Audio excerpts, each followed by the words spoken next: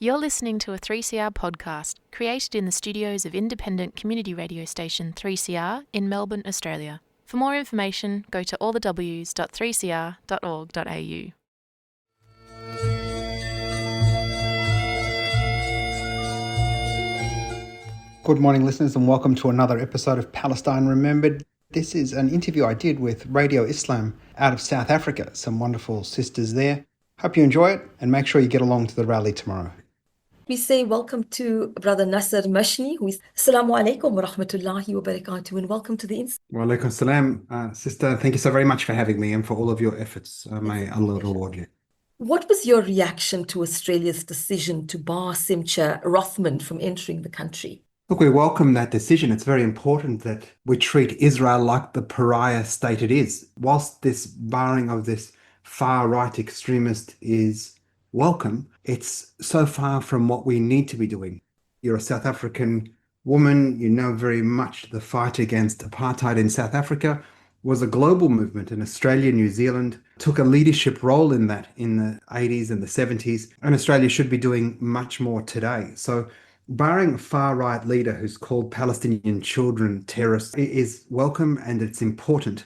But we need to be doing so much more than that. And one of the things that is particularly disturbing for Australians like myself is to know that we continue to have two-way military trade. We continue to export and import, equipment that Israel has battle tested on Palestinians.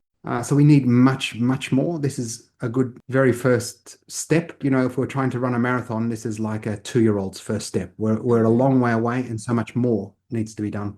Now, for our listeners who may not follow Israeli politics all that much, who exactly is Rothman and why was his planned tour so concerning? Look, he's a junior member of the Knesset. He's part of a very extreme section of the Israeli parliament. And when I say a very extreme section of the Israeli parliament, there's 120 elected officials in the Israeli Knesset.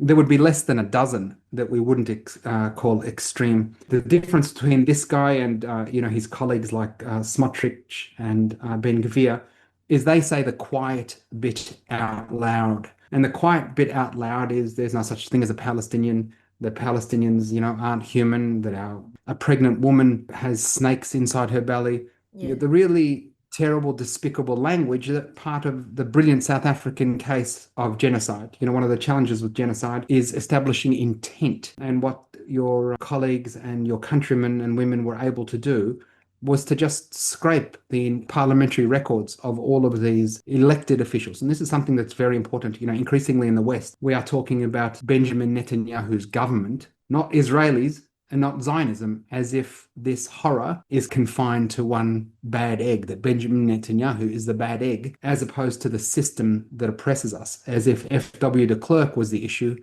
not apartheid was the issue. And this guy says the quiet bit out loud. And some people, certainly we made representations to the government, but I think we might have been just a little bit late to the party to take any real credit for the government's decision. But, sent some letters in, the Minister for Home Affairs, Tony Burke, who was very unequivocal in saying that this man doesn't belong here. I think strategically, the organization that was sponsoring him to come here, it's also a very extreme Zionist organization that has very challenging and problematic positions on indigenous rights in this country, in this settler colony. And it's true to form that they would try and bring like this to this country to really inflame the situation and create more division. So, look, we applaud the Australian government on this decision, but we need so much more. So Rothman, as you've mentioned, has openly called Gaza's children enemies. What does this tell us about the religious Zionism party and the rise of far-right politics in Israel and in Australia? Look, it's very scary. As Palestinians, we've always known what Zionism truly was. That Zionism was the ultimate manifestation of white supremacy. And if you look at the very foundations of the Israeli state as a Zionist state, when the quote-unquote Arab Jews came to Israel, the Yemenis, the Iraqis, etc., those babies were taken away from young families and they were told that, their children had died in birth. Couldn't see them and they couldn't be told where they were buried. But these brown children were given to white families who'd come from Europe because they wanted to Europeanize Israel. They didn't want it to be Arab, where in fact, for thousands of years, Jews have lived in the Arab world amongst us, Muslims, Christians, and Jews. But Israel wanted to be white. Zionism is white supremacy manifest. And so if you foundationally take children off your brethren, off your sisters, because the color of your skin is not Western European, not Polish, German, Lithuanian, etc., but Iraqi or Syrian, or in fact Palestinian, because you want to Europeanize those children. There's a challenge. And if you do that for 7 or 8 decades in some sort of insular space, and everything you believe becomes fundamentally messianic, layer into that unfettered power, support by the West, by the United States, the entire global North, that they could do no wrong, and it didn't matter what horror they committed, whether it was in 56 or 67 or 73, 82, all of the genocides and massacres that happened. This is the eventuality. Compounding superiority complex creates this sort of fascism. And one thing, another thing I forgot to mention about this white supremacy, when the Ethiopian Jews, black Jews, came to Israel, state went and quote unquote saved them from Ethiopia. For the best part of a decade, Israeli doctors were injecting the Ethiopian women with birth control, unbeknownst to the women, because they didn't want black Jews. It was bad enough that we've got brown Jews. We don't want black Jews. We want only white Jews. And this is not conjecture, not something Nasser has made up. This is fact. This is fact.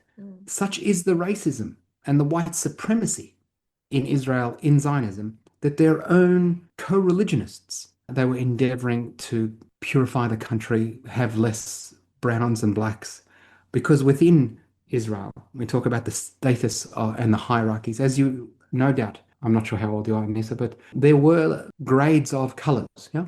Yes. Obviously, everybody wanted to be white because that got you all the benefits, but then all the way down to perhaps, the people who lived in Soweto, etc.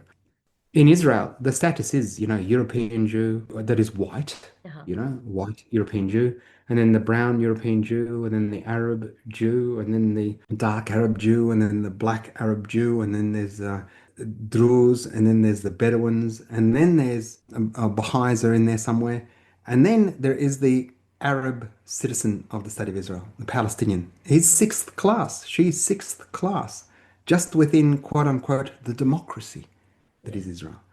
That's a shameful, disgusting ideology and a shameful and disgusting society that has bred this sort of supremacy. Now 680 days, we've seen protests here and there on the weekend, some really significant protests closing the main freeway. And these people were not saying stop the genocide. Yes. They were not saying feed starving children.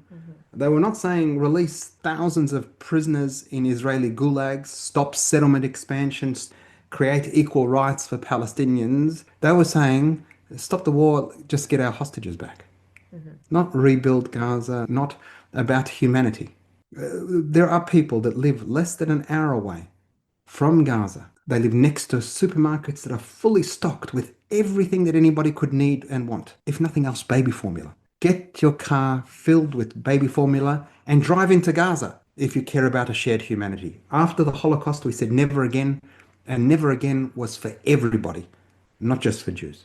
How harmful is it when rhetoric like this is exported to countries like Australia under the guise of solidarity tours? I'm grateful that the Australian government saw what the potential disaster and the potential division this guy would have sowed. I'm really concerned that we have an entity in Australia that feels that this man's views should be heard here. And this is an entity, the Australian Jewish Association, that has the largest online presence in Australia of any of the Zionist Israel lobbies, whether it be on Twitter, etc. And that's really troubling because, there's 100 and something thousand Australian Jewish people. Many of them are anti-Zionist, but the majority are actually Zionist. And I would be very, very, very concerned if there was a large percentage of Australian Jews that subscribed to this man's views, that subscribed to the Australian Jewish Association's views, because this guy is nothing short of a fascist. How you can call children enemies, and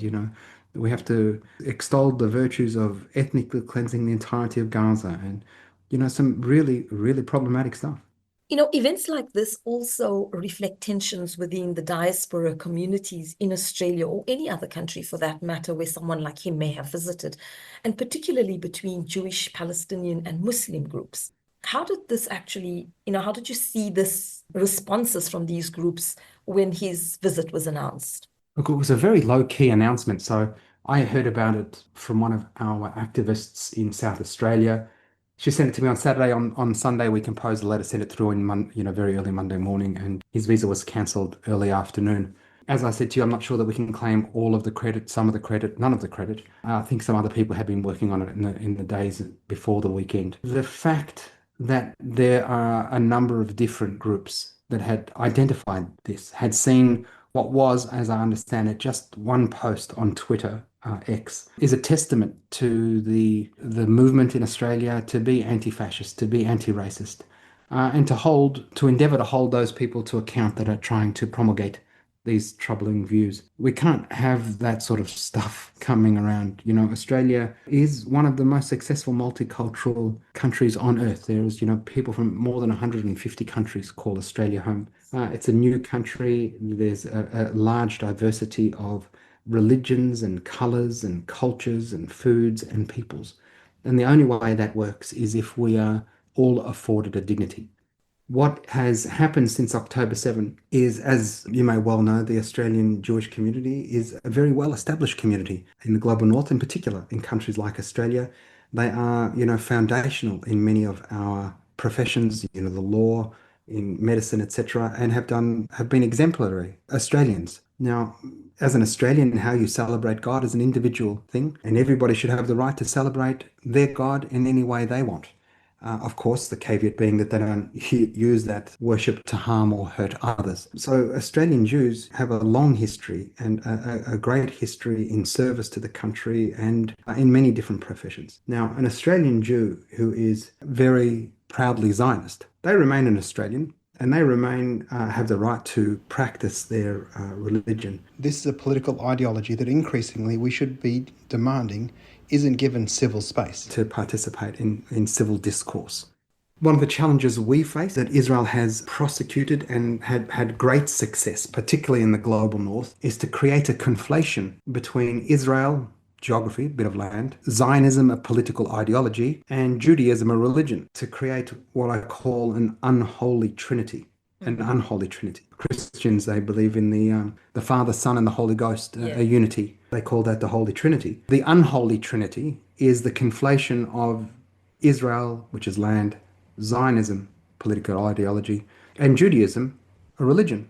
And as Muslims, we believe that Jews are people of the book. They are our cousins. That this political ideology is a disgusting political ideology that's predicated on the dispossession, the oppression, the murder of Palestinians.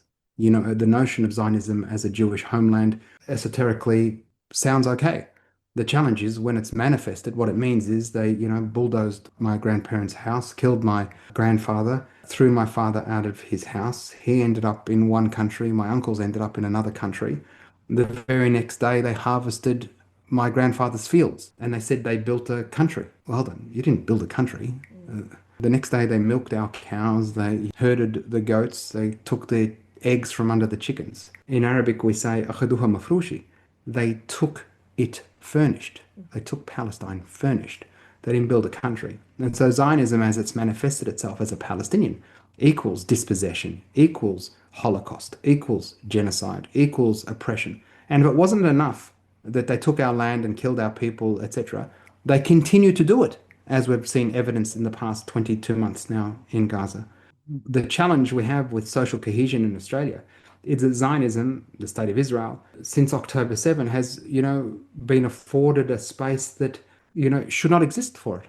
Should not exist for it. We were very clear and very articulate that anybody that supported apartheid in the 70s had no place here. And I'm sure this won't be something that your listeners haven't heard before, sister, but I've met a lot of South Africans. Many of them left in the late 90s, and every one of them, you'll be surprised to hear, was against apartheid. Yes.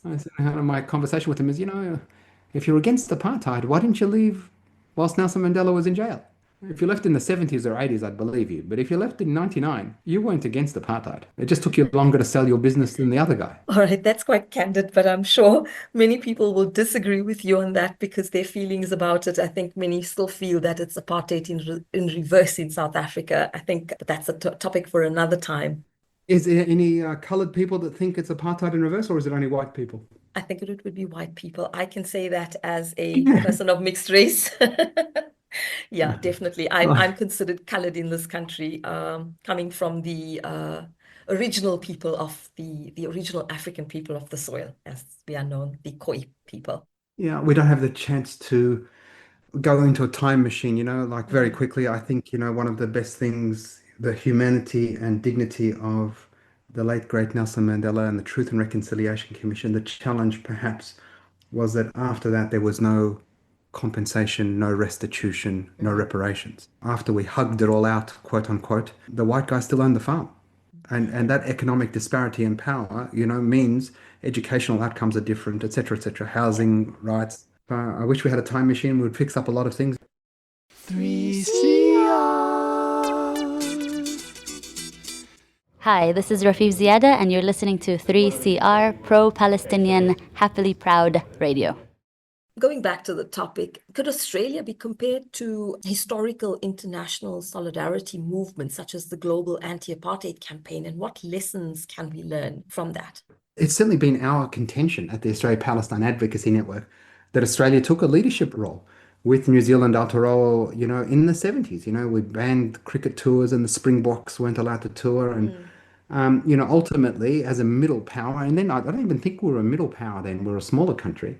We were very, very active in ensuring the isolation of apartheid South Africa that ultimately saw, second last the United Kingdom and last the United States to sanction it. And that economic boycotts and divestment and sanctions meant that it became isolated and had to change. Now, Australia can do the same. Unfortunately, we haven't had the political courage or the political will to enact that. I'm hopeful, still remain hopeful, and that was certainly evidenced a couple of weeks ago when in excess of 300,000 people marched across the iconic Sydney Harbour Bridge to say to our Prime Minister, enough, we want you to do more. And it wasn't long after that Australia made the announcement that we would be recognising Palestine.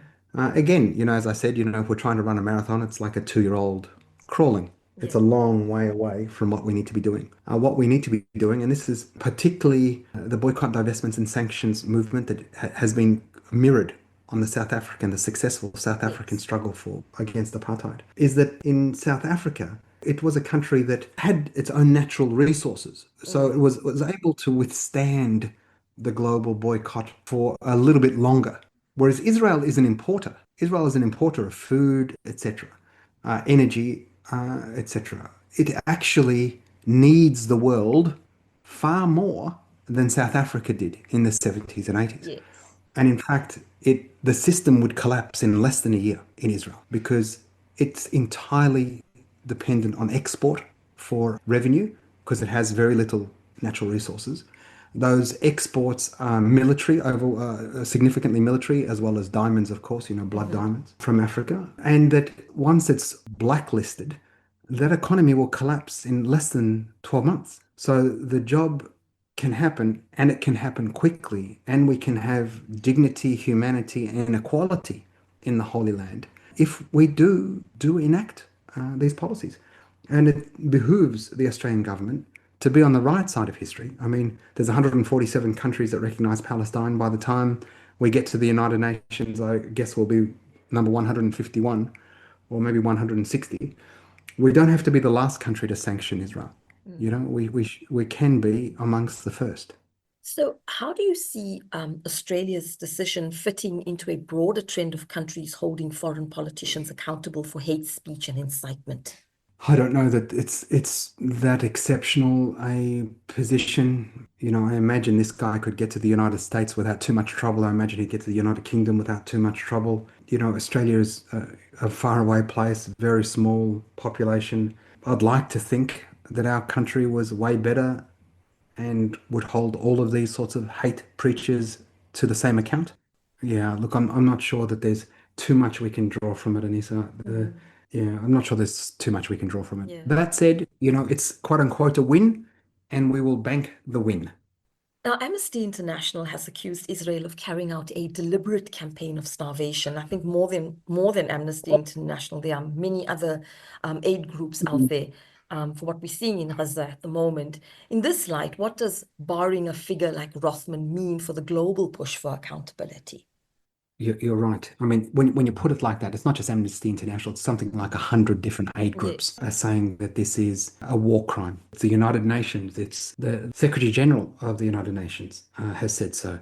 UN Special Rapporteur Francesca Albanese has said so. Many human rights, Médecins Sans Frontières, etc., etc. The list is over 100. And when you put that scale, the scale of this atrocity, the scale of the anguish in the pictures we see live on our phones from citizen journalists in Gaza, sharing, and us sharing it on Facebook and Instagram and Twitter and TikTok, to see the pain in a mother's eyes holding her emaciated child, knowing that every day the chances of this woman getting enough nourishment to be able to lactate, to be able to feed her newborn, how harrowing those images are. The knowledge, starving to death takes months. It doesn't just happen. And for many children, this will irrevocably stunt their development mentally and physically. The impacts of this is going to be generational. Like, they will be stunted and challenge brain developments, etc. And their offspring will also be, and so on. It'll take generations to clean this out. That when you put the magnitude of that horror together, and then you say they banned one junior member of parliament, it puts into scale just how small this action was. What needs to be happening is countries like Australia, global north, fully developed countries, with capacity and ability, should be sending the hospital ship at the very least to break the siege, should be sending a military force to protect Palestinians and to hold Israel to account, should be cancelling all contracts with, should be demanding our banks don't invest in their stock market products, that the full range of diplomatic tools that are available to us that we have seen applied to Russia in their war against Ukraine, that we've seen the hypocrisy and duplicity of the victims that are white and the victims that are brown, victims that are Christian, victims that are majority Muslim, that we see that hypocrisy laid out for the global south. And when you measure the scale of the horror versus the actual action, again, that same analogy, we're trying to run a marathon and it's a 2-year-old taking their first steps. And then finally, from an advocacy perspective, how can APAN and other groups leverage this moment to strengthen awareness and support for Palestine and also, for democratic societies worldwide? So I think, I'll talk in the global north, somebody who's lived their entire life in Australia, we've had very solid support for our movement for Palestinian rights for decades. And when I say solid support, I'd say, something like 5% of the population. And I think Zionists and, Jewish supremacy in the Holy Land, it's probably only had about the same amount of support, 5%. And 5% for them and 5% for us leaves 90% of the population in the middle, yeah? But because we are brown, and because Australia is intrinsically, foundationally from colonization, institutionally racist, because we are brown, we're mostly Muslim, that 90% of people were not necessarily all supporters of Israel, but some of them would have been, whether it was Christian Zionism, whether it's white supremacy, whether it's business reasons or whatever. But a big chunk of that 90% hovered in proximity to Israel. Hovered over there in proximity because, well, they didn't want to hover near us because we're Muslims and brown and September 11 and jihadis and all of the negative stereotyping that Hollywood has pushed out for 100 years. Yeah? All of the Orientalism of Edward Said's magnificent book. And so everything we said about Zionism being white supremacy and settler colonialism and racism and fascism manifest. On October 6th, nobody believed us, sister. Nobody believed us. And on October 7, October 8 in the West, in the global North, with all of the lies that Israel exported, all of the lies that have since been disproved, all of the lies that nobody's apologized for. No mainstream newspaper in the world has said, sorry, we should never have published this lie without verifying 40 beheaded babies, babies in the oven, Yeah. a woman's womb being cut open and a baby pulled out, a woman's breast being cut off and used for football, systematic rapes. All of those lies that were rolled out in the days and weeks after October 7 manufactured the consent for the horror that we see in front of us. And that by the time those lies were exposed, again, nobody apologized, the damage had been done in the psyche of the global north. And so Israel defending itself has a right to defend itself. What other bombs and guns do you need? And so in those first 3 months of the genocide, late 23, everybody went to Israel. Rishi Sunak, Macron, Johnson, even one of our former prime ministers, Scott Morrison, went. Biden went. Yeah, America sent a nuclear submarine and ships to the region, all for a tiny country. That those people that were adjacent to Israel, those 90 people, probably got a little bit closer. Now, self-defense, in a kindergarten sense, 4-year-old, you took my toy, I took your toy, you threw sand on me, I threw sand on you. Self-defense is pretty self-explanatory for most people. And there's a point, though, where most people go, hold on, this is not self-defense.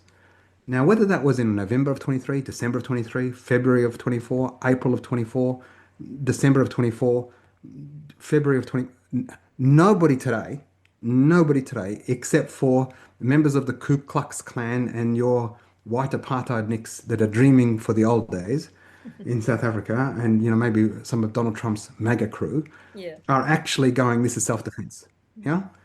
Everyone else, other than rabid fascists and Zionists, can see this as Old Testament hate and genocide.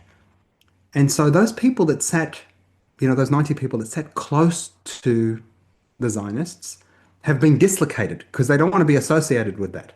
Yeah. So they've been dislocated from there. Some of them might still be close to that because they're such Islamophobes that they still have sat close to that space. But most of those 90, and I'd say probably 80, have dislocated from proximity to Israel. A big chunk of them have moved towards us. That's evidenced by the 300,000 plus that were in Sydney across the Harbour Bridge. And then there's a whole bunch that are never ever going to be on Israel's side and never ever going to believe that Israel is the land of milk and honey and it's a democracy and all the lies that Israel has sold. And it's our job as a movement for justice for Palestine globally to seize the opportunity to bring those people to our side and to explain to them that the fight for Palestine is a fight for liberation and justice for all. That in the words of Nelson Mandela, none of us is free until Palestine is free. Brother Nasser Mashni, shukran for joining us today on The Insight and for sharing your perspective on this very important development. Jazakallah khair. Thank you so much for your work, Annisa, and all of your colleagues, and may God reward you all. And that was my interview with Annisa Essack from Radio Islam International in South Africa. I hope you enjoyed it. Make sure you share the podcast and tell your friends. And very importantly, get along tomorrow. Tell all your friends all over the continent to get to their local rally. Details at the APAN website, apan.org.au. Let's make sure that tomorrow's huge. Thanks for listening. Share the podcast. Tell your friends. And remember, there's never been a better time for a free Palestine. You've been listening to a 3CR podcast. If you found it valuable, please consider donating or subscribing to support independent community radio. To find out more, go to 3cr.org.au.